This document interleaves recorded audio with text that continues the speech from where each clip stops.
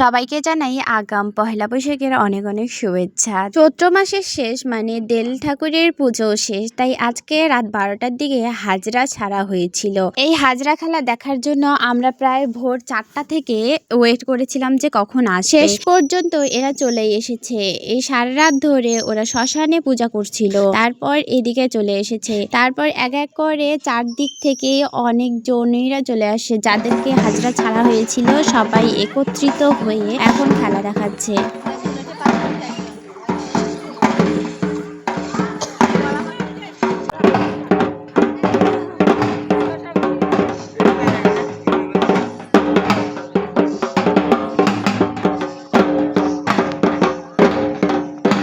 তোমরা দেখতেই পাচ্ছ এর হাতে ছিল কঙ্কালের মাথা। তো এগুলো আমি ছোটবেলায় দেখতে খুবই ভয় পেতাম, তাই আগে দেখানো হয়নি, এখন দেখি।